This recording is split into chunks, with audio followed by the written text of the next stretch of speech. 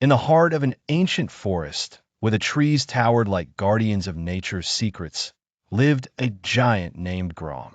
Grom was indeed a gentle soul, standing as tall as the oldest oaks, with arms as strong as the mountain's roots.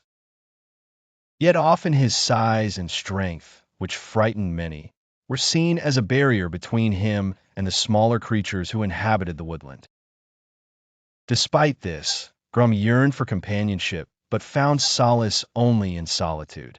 One day, while Grom lumbered through the forest, his heavy footsteps lightly shaking the ground like a gentle earthquake, he heard a faint chirp. Curious, Grom followed the sound until he discovered its source.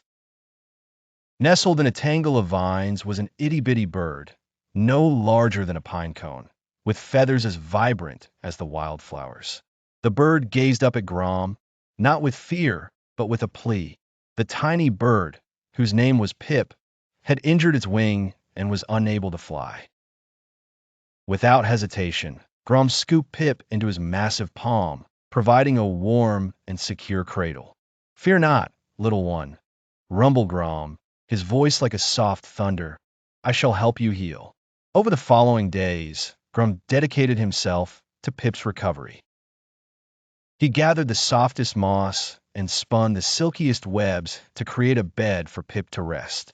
Using his great hands, he tended to Pip, applying healing herbs from the forest floor. Pip's wing gradually healed, but more significant was the bond that grew between the giant and the bird. Pip would perch on Grom's shoulder, chirping stories of the high skies and faraway lands. In return, Grom shared tales of the forest from the ground up, of the rivers that carved paths, and the winds that sang songs through the leaves. The forest began to see Grom differently. No longer as a giant to be feared, but as a gentle guardian. As Pip regained strength, the day eventually arrived when he could fly again. Excitement and a hint of sadness filled the air as Pip fluttered his wings.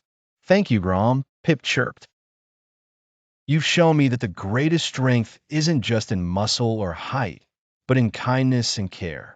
Grom smiled, a warmth spreading through his heart. "And you've taught me, dear Pip, that even the smallest among us can have the greatest impact."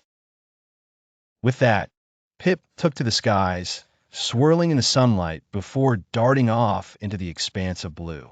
Though Pip now ventured often into the skies, he would return to visit Grom with tales and songs gathered from beyond the horizon.